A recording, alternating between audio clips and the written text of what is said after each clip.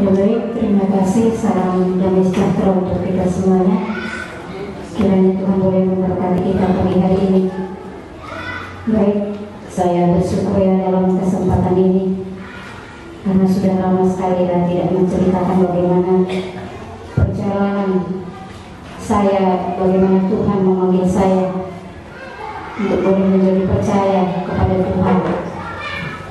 Ya, kalau menceritakan tentang perbuatan Tuhan, iya, saya selalu menjadi terharu, gitu ya, karena begitu besar ya bagi saya secara pribadi.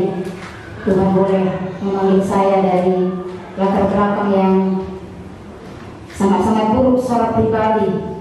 Sekalipun mungkin di hadapan manusia saya bukan orang yang buruk, tapi saya mengerti bahwa saya bukan orang yang baik, apalagi di hadapan Tuhan. Ya baik, saya akan menceritakan ya bagaimana Tuhan boleh memanggil saya untuk boleh percaya kepada Tuhan. Ya, saya memiliki latar belakang ya orang tua yang bisa dikatakan tidak beragama ya. Mungkin hanya di KTP agamanya gitu ya, tidak pernah ke gereja, nggak pernah juga ke masjid kan gitu ya, bahkan ke rumah ibadah yang lain. Ya, saya sejak kecil juga sering juga ya keluarga kami sesekali mengadakan yang namanya ya panggil juga ke sungai. Saya pernah juga ikut itu gitu ya. Ke kuburan ngantarkan mama saya juga saya sering ikut ya. Dalam pengenalan yang tidak benar akan Tuhan saya sering menangis. Kalau sudah ikut di kuburan saya pasti menangis waktu membersihkan kuburan kan gitu ya, mengingat nenek moyang kan gitu ya, menyucurkan air mata ya. Karena merasa sedih kan gitu ya. Ya, saya pribadi kedua belah pihak saya tidak mengenal kakek nenek saya kedua belah pihak. Ya, setelah saya lahir, ya nggak ada lagi. Maka saya nggak tahu rasanya bagaimana punya nenek, punya kakek itu nggak tahu sama sekali. Ya. Dan latar belakang saya hidup merasa sangat tertekan gitu ya, sangat tertekan. Itu menurut ya persepsi saya ya secara pribadi gitu ya. Mungkin ada orang lain juga yang merasa hidup lebih tertekan dari saya, tapi ini menurut saya gitu ya, karena sejak kecil kan itu saya merasa orang yang gak memiliki kasih gitu ya, kekurangan akan kasih. Iya, ibu saya dulu nggak mau kalau punya anak sebenarnya banyak sampai 6 kan gitu ya. Ya sebenarnya ya seharusnya nggak sampai di saya gitu. Jadi saya merasa ada penolakan juga di situ gitu ya, sehingga saya merasa kurang dikasih. Sebenarnya bukan ya, sama aja perbuatan ibu saya sama saudara saya yang lain. Itu saya saja yang merasa kurang dikasihi.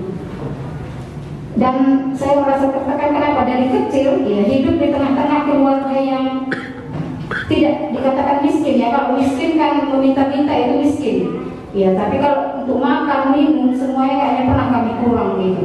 Tapi bagi saya melihat teman-teman yang saya lain, saya merasa hidup kok seperti ini gitu ya. Melihat ayah orang lain, ya saya latar belakang ayah saya bukan karena seharusnya miskin gitu ya, tapi ayah saya kurang mau bekerja keras. Iya, ya cukup untuk dirinya sudah gitu. Padahal kami ada 7 ya, dan ibu saya sendiri yang bekerja keras untuk boleh menyekolahkan kami sekalipun tanpa SMA. Iya, jadi saya tumbuh menjadi anak yang tertekan. Iya, tidak hanya bekerja keras seharusnya yang tidak saya kerjakan, untuk jajan aja kan gitu ya, harus diperjuangkan sendiri. Kalau mau kepingin beli es krim ya kerjalah, cari apapun gitu. Saya sering ikut kawan saya, ada orang lumayan berada, cari cengkeh lah ke ladangnya kan gitu ya.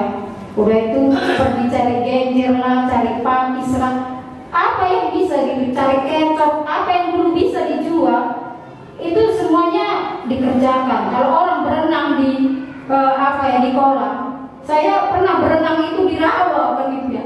Untuk ngambil genjer itu nggak sampai kaki ke bawah. Iya. Udah itu di rawa itu banyak itu yang kalau kata orang Jawa itu kayak sembilu itu kayak padi tapi bukan padi. Begitu keluar dari situ ini tuh udah disayati semua. Kalau kena sabun itu sangat ngilu sekali semuanya gitu. Itu yang dijalani, cari jejer di sawah orang gitu ya. Itu membuat kok seperti ini kali hidupkan gitu ya kan. Itu waktu saya masih anak-anak, semua sudah dikerjakan ya, supaya tidak membebani orang tua. Sudah sekolah saja itu sudah bersyukur gitu ya. Kalau untuk jajan, janganlah membebani orang tua, carilah sendiri gitu. Itu SD sudah seperti itu. Ditambah lagi tekanan bagi saya melihat penderitaan ibu saya itu, tekanan bagi saya. Ibu saya itu bangun sebelum terang, pulang dari ladang itu jam 8 sampai di rumah. Itu menjadi tekanan bagi saya. Sampai di rumah ibu saya harus mbak apalagi buat tikar, buat sempit untuk dijual. Sebenarnya seharusnya bisa saya cuek aja, masih anak-anak ya, masih SD, kenapa peduli gitu ya. Itu kan memang udah pekerjaan orang tua. Tapi waktu itu saya nggak bisa cuek, nggak bisa nggak peduli. Ya malah mungkin ibu saya nggak tahu ketika ibu saya kadang sambil nyanyi, sambil bayu itu, saya di kamar itu menangis, meneteskan air mata. Seringkali saya menangis di waktu malam. Iya, mendengar nyanyian ibu saya, ratapannya kan seperti itu. Dengan seorang bapak yang cuek memang dengan anak-anak gitu, tidak mau tahu dengan kepentingan sekolah dan sebagainya gitu. Itu membuat saya sangat tertekan gitu. Yang ingin, kenapa harus hidup gitu? Kenapa harus lahir? Kenapa nggak mati saja kan gitu ya? Kalau seperti ini yang dijalani hidup. Lalu masuk SMP, iya. Masuk SMP, saya kepingin memang kalau sekolah itu nggak boleh di swasta gitu. Sekalipun tadi mana harus di negeri gitu. Lalu saya daftar di SMP 1 Negeri Kuala. Lalu dilihat, oh kemungkinan ini nggak dapat. Segera dicabut diambil abang saya. Lalu saya pindah ke SMP 2 karena di sana kemungkinan dapat. Lalu saya sekolah di SMP 2. Iya, hidup juga sebagaimana adanya. 1 tahun saya tinggal dengan saudara, dengan anak yang baru tamat SD, itu kelas 1 SMP. Iya, supaya nggak membebani orang tua saya nggak pernah bangun lebih dari jam 5 tinggal bersama orang. Jam 5 sudah bangun, memasak, menyapu rumah, menyapu luaran, mencuci piring, itu rutin setiap pagi. Pulang sekolah, bersihkan rumah, ngepel, itu rutin. Supaya nggak ada cakap yang keluar kepada ibu saya. Makanya saya merasa menanggung beban itu sejak kecil gitu, merasa sangat tertekan hidup. Ya, ada banyak yang seharusnya belum saya kerjakan tapi harus saya kerjakan. Seperti itu 1 tahun saya tinggal di rumah saudara saya. Lalu saya pindah dari kampung saya sekolah. Saya memang sengaja nggak pindah SMP 2. Seharusnya bisa sih. Ada teman-teman saya yang di sana setahun di sana atau 1 semester pindah ke SMP 2, SMP 1, tapi saya nggak pindah. Iya. Sejaman saya nggak ada yang dari Gunung Duri itu berjalan sampai Kuala. Tapi itu perjuangan saya untuk sekolah. Motivasi sekolah itu diri saya sendiri yang memotivasinya. Saya berjalan dari Gunung Duri ke Kuala, dari Kuala naik angkot ke Simpang Dermulo. Kalau rusak sepedanya di Simpang Dermulo, jalan lagi dari Simpang Dermulo ke SMP 2. Itu kalau bukan motivasi memang dari saya harus sekolah, saya mungkin sudah berhenti. Kalau ada neko-neko sedikit, ibu saya langsung bilang, kalau mau sekolah ya sekolah, kalau nggak ya udah nggak usah sekolah. Itu kalau ada ya sesuatu datang dari diri yang keluhan gitu ya. Itu sampai 2 tahun, kadang naik sepeda, kadang jalan, iya. Dengan uang yang pas-pasan, nggak boleh jatuh sedikit ya. Dulu saya 300 perak itu setiap hari dikasih mama saya. Saya harus pilih mobil yang bisa saya kasih 100 ongkosnya. Karena dulu nggak semua mobil mau 100 ongkosnya. 100 jajan saya, 100 perak ongkos saya pergi dan pulang. Kadang-kadang saya bisa, kan saya pagi jam 6 waktu naik mobil harus sudah nunggu angkot. Karena saya nggak sempat sarapan. Pernah saya dari pagi sampai sore baru makan. Itu perjalanan yang Tuhan izinkan dalam hidup saya itu, ya, bagi saya ya, setelah mengenal Tuhan itu sangat istimewa secara pribadi. Tuhan izinkan sebegitu, yang saya alami itu bukan tanpa tujuan Tuhan gitu ya. Itu membuat saya mencari Tuhan, mencari kasih, di mana ada kasih itu gitu. Itu selama 2 tahun perjalanan seperti itu. Ya. Lalu tamat SMP, ya. Saya ingin sekolah kan gitu ya. Ya waktu itu saya memang waktu itu. Iya. Jadi saya yakin saya bisa masuk SMA negeri. Iya. Lalu saya bilang sama mama saya, mak saya sekolah ya. Saya pikir ini kan negeri, kakak-kakak saya, abang saya semua swasta sekolah. Iya, waktu SMA. Iya, saya yakin mama saya kasih, tapi mama saya bilang apa? Pergi dulu sekolah. Itu tamat SMP. Saya merasa kok aku harus berhenti sekolah dulu Tuhan gitu ya. Saya merasa kayak mana ini? Saya mau sekolah Tuhan gitu ya. Karena nggak ada uang dari mama saya, berhenti dulu sekolah. Ya, tapi itu tadi saya selalu memotivasi diri saya harus sekolah. Saya perjuangkan untuk sekolah. Waktu itu ada kakak saya yang sudah mendiang, yang sudah meninggal, dia kasih saya bakal. Itulah saya tempatkan. Iya. Selama saya sekolah SMP, itulah satu-satunya saya tempat kok di sekolah. Iya, satu-satunya. Satu pasang baju saya beli sampai saya tamat. Iya. Itu perjalanan hidup yang Tuhan izinkan, yang hari ini saya melihat bagaimana Tuhan itu mengizinkan saya hidup di dalam tekanan, bagaimana hidup dalam kekurangan supaya saya mencari Tuhan, supaya saya boleh hari ini bisa berbahagia melihat ke belakang bagaimana perjalanan hidup, bagaimana hari ini Tuhan boleh menolong. Ya. Dan singkat ceritanya waktu di SMA itu saya jadi masuk SMA, ya, dengan juga tiap hari dengan uang saku yang pas-pasan, masih bisa buat jula-jula dengan kawan-kawan karena saya jarang jajan waktu itu. Ya, saya bersyukur ya, sekalipun saya dalam tekanan, tapi saya melihat bagaimana Tuhan mengantarkan orang-orang baik kepada saya. Mulai saya SD, saya SMP, saya SMA, selalu ada yang bukan saya minta gitu ya, tapi selalu ada Tuhan antarkan kawan saya yang membuat saya nggak kekurangan loh dalam hal jajan makanan gitu. Ada saja kawan saya yang menjajani saya, tanpa saya harus jajan. Waktu SD juga seperti itu, waktu SMP pun seperti itu. Sampai di sana saya di kantin, saya sudah ada kawan saya yang ngasih bakwan lah, belikan lontong lah, seperti itu. Waktu SMA pun saya melihat kawan sebangku saya. Waktu saya masuk SMA itu, kasih baju saya sepasang, baju saya sama rok saya. Saya melihat bagaimana Tuhan itu membuat hari ini saya mengingat seimbangnya gitu ya. Duka saya dengan suka itu gitu. Tuhan antarkan, sekalipun mereka nggak mengenal Tuhan. Begitu dia pergi, tas saya dibeli, sepatu saya dikasih. Saya nggak pernah tahu pakai ya kalau seperti anak-anak sekarang ya pakai handbody lah dan lain-lainnya, nggak pernah itu. Untuk sekolah aja cukup sudah sangat-sangat bersyukur, apalagi mengingat untuk membeli sesuatu ya pakai bedak putih aja sudah kan seperti itu pun kalau ada kan gitu, karena bukan itu yang penting. Tujuan saya kan untuk sekolah gitu, saya mau sekolah nggak untuk itu gitu. Tapi Tuhan bagaimana mengantarkan orang-orang baik ini, orang-orang yang mengasihi saya sekalipun hanya mengenal mereka waktu masuk sekolah. Jadi saya melihat Tuhan terima kasih gitu, hari ini saya bisa mengerti Tuhan itu memperhatikan saya. Sekalipun saya tumbuh menjadi anak yang mindir ya, mindir, tapi saya bukan menghindari pergaulan. Saya banyak teman saya, sekalipun saya orang mindir, dibilang orang pendiam, tapi laki-laki perempuan banyak teman saya sejak saya kecil. Dan saya orangnya, kelebihan saya, yang saya lihat, saya tak pernah pilih-pilih teman.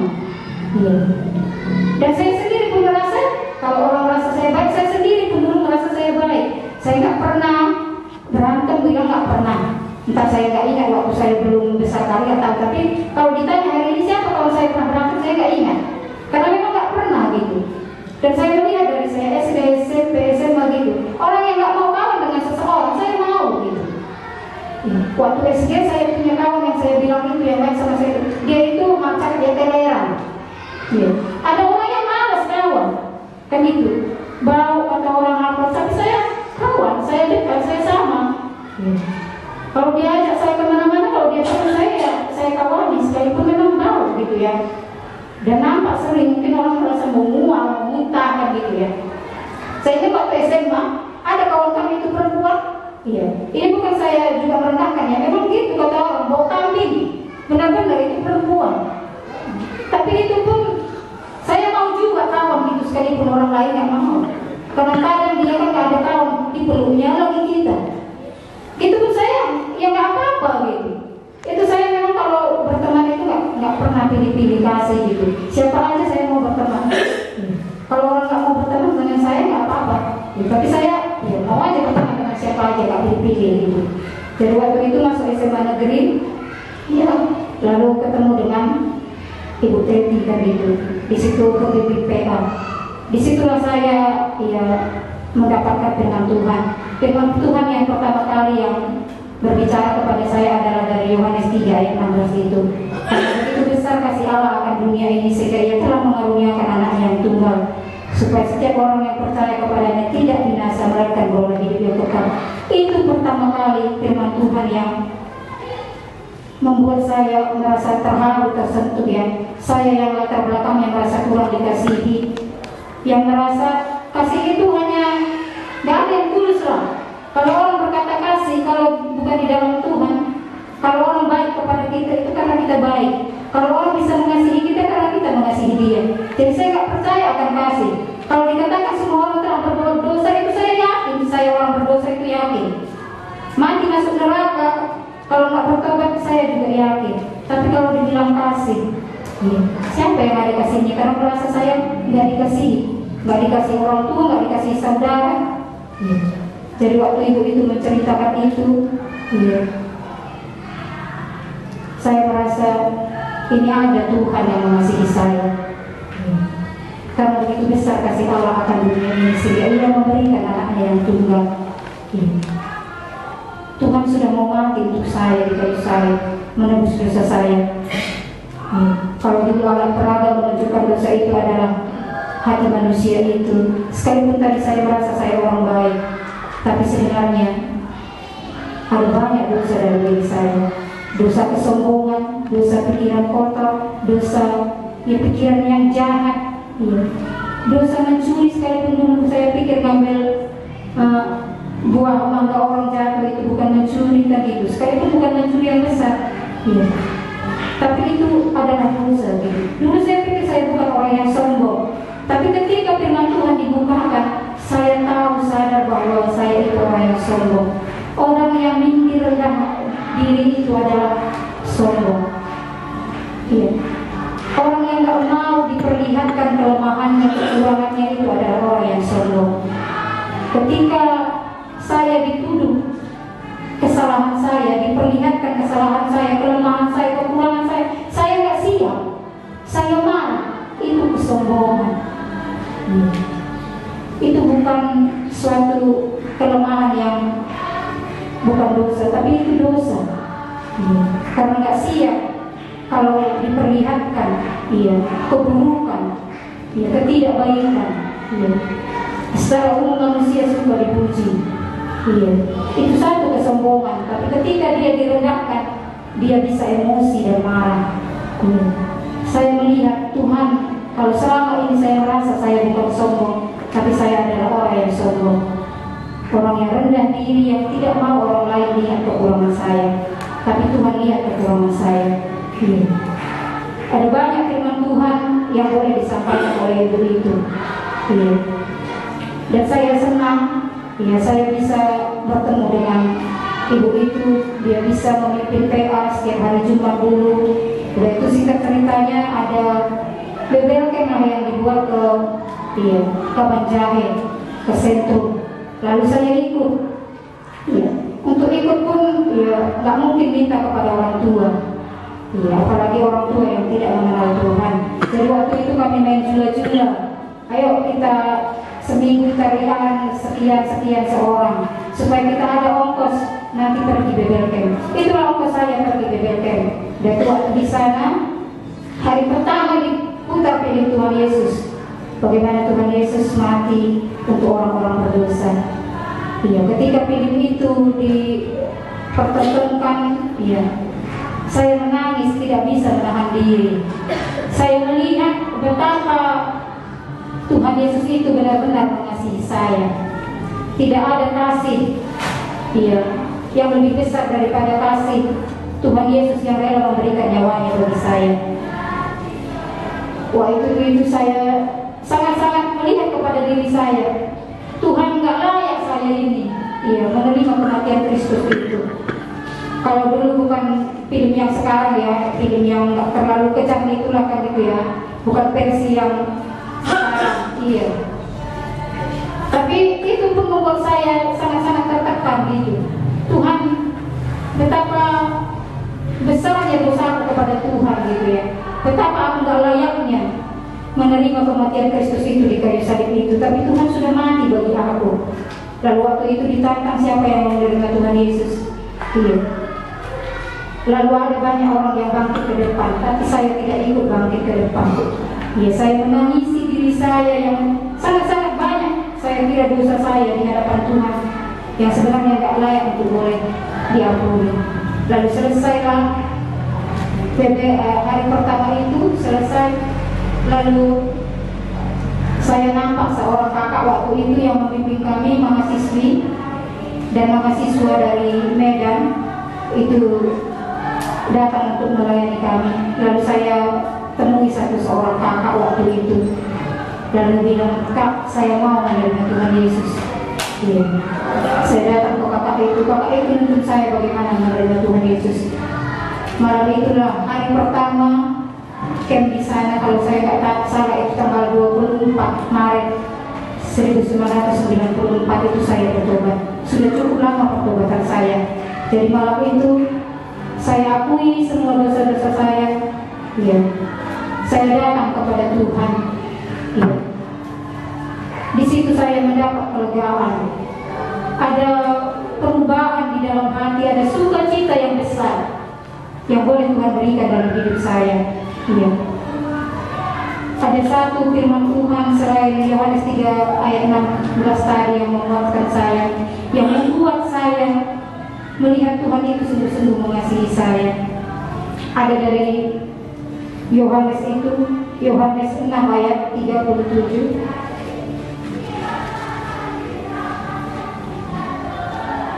Ada catat di sini ayat-ayat pertobatan saya yang saya ingat. Yohanes 6 ayat 37. Iya. Semua yang diberikan Bapa kepadaku, kata Tuhan Yesus, akan datang kepadaku, dan semua yang datang kepadaku tidak akan kubuang.